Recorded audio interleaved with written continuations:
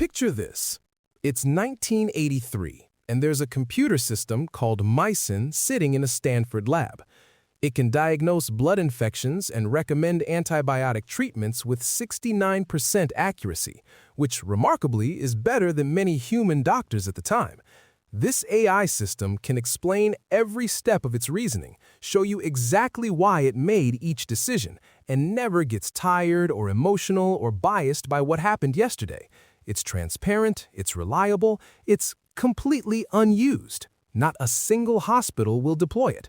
Why? Because nobody trusts a machine to make life or death decisions, no matter how good it is.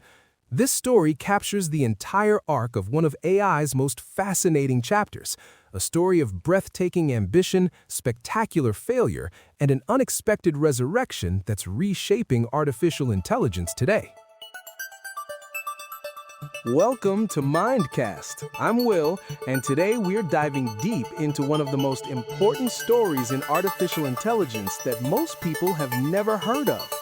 I've been digging through a comprehensive research analysis that examines the history of symbolic AI, also known as good old-fashioned AI or GOFAI. This analysis synthesizes decades of available research to chronicle the rise, fall, and surprising revival of this fascinating approach to artificial intelligence. Now, if you think you know the history of AI, neural networks, machine learning, ChatGPT, I promise you this story will completely reframe how you understand where we've been and where we're going. By the end of this episode, you'll understand why the greatest failure in AI history might actually be the key to AI's future. Let's get started. Let me take you back to the 1960s and 70s, when artificial intelligence researchers had a theory that seems almost quaint today. They truly believed, that all human intelligence could be reduced to the manipulation of symbols using logical rules. Think of it like this. If I say Socrates is a man and all men are mortal, then logically, Socrates is mortal. Simple, right? The idea was that everything humans do, whether it's diagnosing diseases, planning routes, or even having conversations, could be broken down into these kinds of logical steps. They called this the physical symbol system hypothesis, and it was supposed to be the foundation of true artificial intelligence. And you know what? At first, it worked brilliantly. In controlled environments, what researchers called microworlds, these symbolic AI systems performed like magic. The logic theorist could prove mathematical theorems, the general problem solver could navigate complex puzzles, Eliza could have conversations so convincing that people forgot they were talking to a machine. The early success was intoxicating. Researchers thought they were just a few years away from artificial general intelligence. More processing power, bigger rule databases, and boom, we'd have machines that could think like humans. This optimism led to the golden age of what became known as expert systems. The idea was brilliant in its simplicity. Take a human expert, a doctor, an engineer, a financial analyst, and extract all their knowledge into a massive database of if-then rules. The system would then reason through these rules to make expert-level decisions. And here's the crazy part. It actually worked, sometimes spectacularly well. Remember Mycin, our blood infection diagnostic system? That 69% accuracy rate wasn't just good, it was revolutionary for the 1970s. But Mycin wasn't alone. Let me tell you about XCon, perhaps the most commercially successful expert system ever built. Digital Equipment Corporation used XCon to configure their complex computer systems. At its peak, this system was processing tens of thousands of orders with fewer than one error per 1,000 configurations. It saved DEC millions of dollars annually and became the poster child for the expert systems boom. By the mid-1980s, 2/3 of Fortune 500 companies were using rule-based expert systems. There was even a system called SID that designed 93% of the logic gates for an entire CPU, over 700,000 gates, with dramatically fewer bugs than human engineers. Manual designs averaged 1 bug per 200 gates, while SID-generated designs had only 1 bug per 20,000 gates. So, if these systems were so successful, what went wrong? Well, this is where the story gets fascinating and tragic. The fundamental problem wasn't with the technology per se, but with the audacious assumption underlying it, that intelligence is just symbol manipulation. It turns out that assumption was catastrophically wrong. The real world isn't a microworld. It's messy, ambiguous, constantly changing, and filled with infinite complexity that can't be captured in rigid rules. The problems that brought down symbolic AI have names that sound almost philosophical: the frame problem and the symbol grounding problem. Let me explain these because they're absolutely crucial to understanding not just why symbolic AI failed, but why modern AI works the way it does. The frame problem goes like this. When you pick up a coffee cup, you intuitively know that this action doesn't change the color of the ceiling, the political situation in France, or the number of stars in the sky. Humans have this incredible ability to automatically ignore the infinite number of things that don't change when something happens. But symbolic AI systems, they got paralyzed trying to explicitly account for every single thing that remained unchanged after every single action. They would literally freeze up trying to update their model of the entire universe every time anything happened. The symbol grounding problem was even more fundamental. In these systems, a symbol like apple was only defined in relation to other symbols: red thing, grows on trees, edible fruit. But the system never actually knew what an apple was in any real sense. It was like trying to learn French using a French-only dictionary. You can trace the relationships between words forever, but you never actually understand what anything means. These systems could manipulate symbols perfectly according to their rules, but they were completely blind to the reality those symbols were supposed to represent. But the real killer was something called the knowledge acquisition bottleneck. Remember, these systems couldn't learn on their own. Every single piece of knowledge had to be manually programmed by humans interviewing experts and translating their intuitions into rigid if-then rules. It was incredibly labor-intensive. And here's the kicker. Human experts couldn't actually articulate most of what they knew. So much of expertise is intuitive, pattern-based, and unconscious. Try explaining to someone how you recognize your friend's face, or how you know when a conversation is about to end. You can't, because you don't consciously know. This made expert systems incredibly brittle. They worked perfectly within their narrow domains, but the moment something unexpected happened, they completely collapsed. The collapse, when it came, was swift and brutal. It happened in 2 waves that researchers now call the AI winters. The first winter hit in the 1970s, triggered by a devastating report from British mathematician James Lighthill. Lighthill systematically dismantled the claims of AI researchers, showing that their heuristic approaches simply couldn't scale to real-world complexity. His report led to the virtual elimination of AI funding in the UK and massive cutbacks in the US. The field essentially went into hibernation for nearly a decade. The second winter was even more devastating because it came after a period of commercial success. In the late 1980s, the expert system market collapsed almost overnight.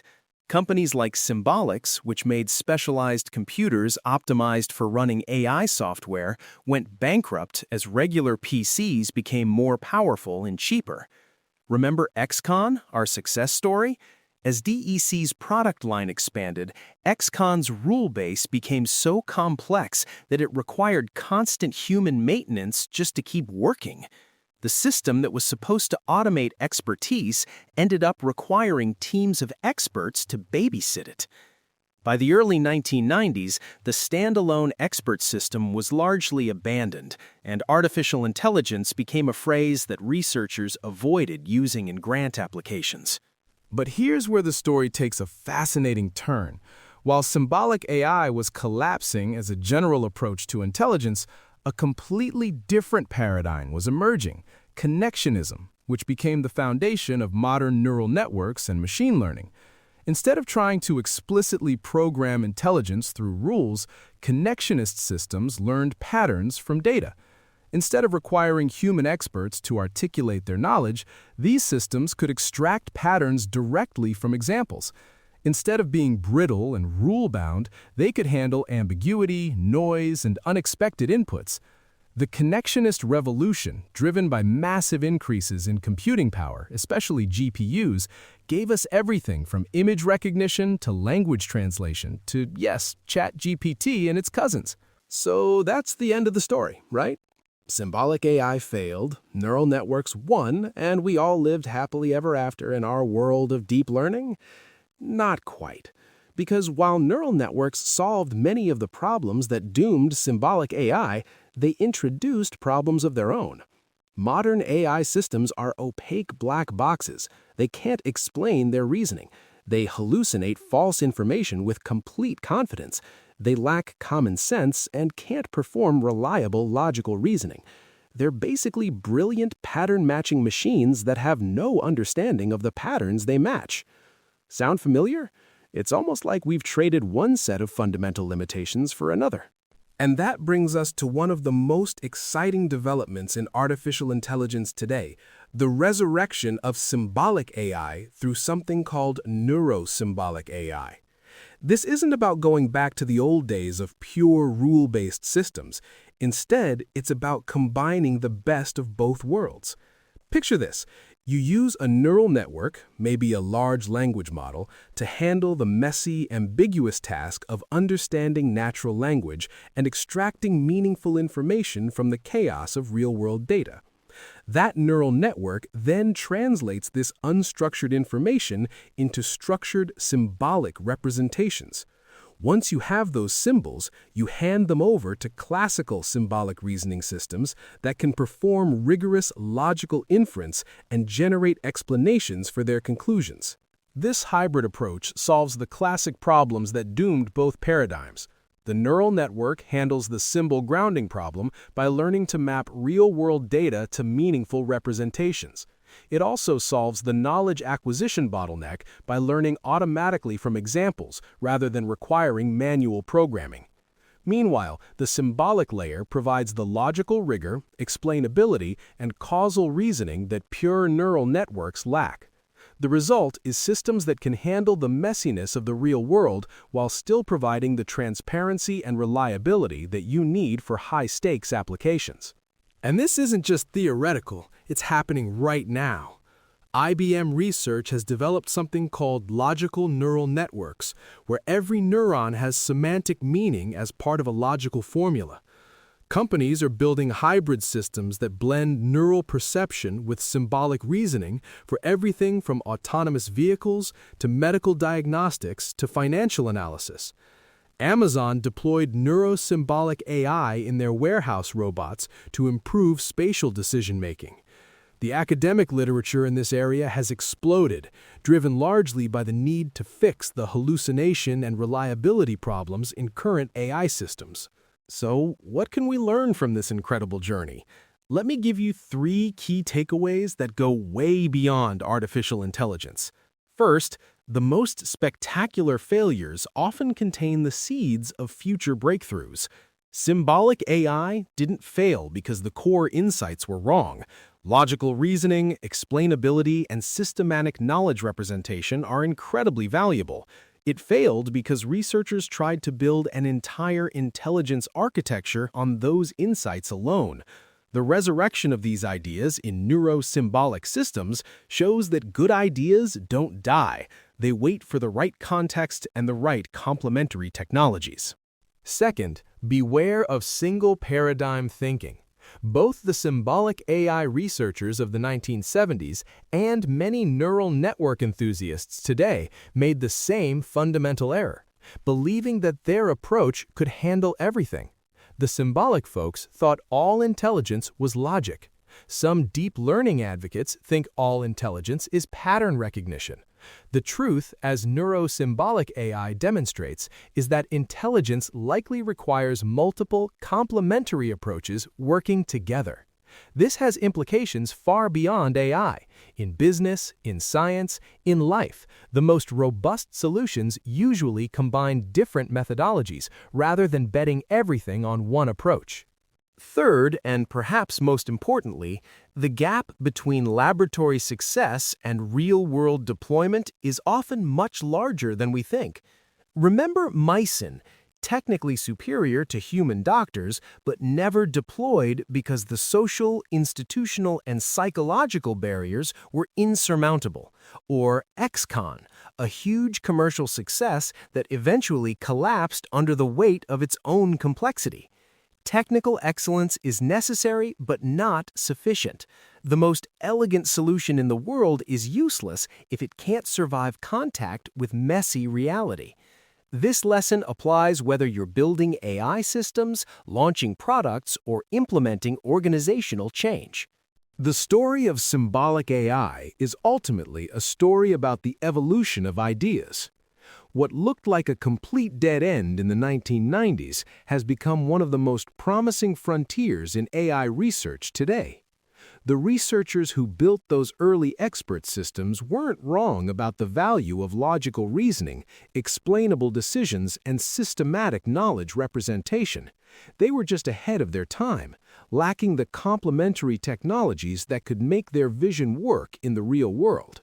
Today, as we grapple with AI systems that can write poetry but can't reliably do arithmetic, that can recognize faces but hallucinate facts, that can pass the bar exam but can't explain their reasoning, the lessons from symbolic AI have never been more relevant. The future of artificial intelligence isn't about choosing between symbolic reasoning and neural networks, it's about combining them in ways that leverage the strengths of both while compensating for the weaknesses of each. In other words, the future of AI might just be a return to its past, informed by everything we've learned along the way. That's our deep dive into the fascinating world of symbolic AI in its modern resurrection. If this episode changed how you think about artificial intelligence, technology adoption, or the way good ideas evolve over time, I'd love to hear about it. Share your thoughts on social media, and don't forget to subscribe to Mindcast for more stories that will change how you see the world. Next episode, we're exploring another technology that was ahead of its time, the surprising story of how video calling was actually invented in the 1960s, but took 50 years to become mainstream. Trust me, it's a tale that will make you rethink everything you know about innovation timing. Until then, keep questioning, keep learning, and remember, today's spectacular failure might just be tomorrow's breakthrough. I'm Will, and this has been Mindcast.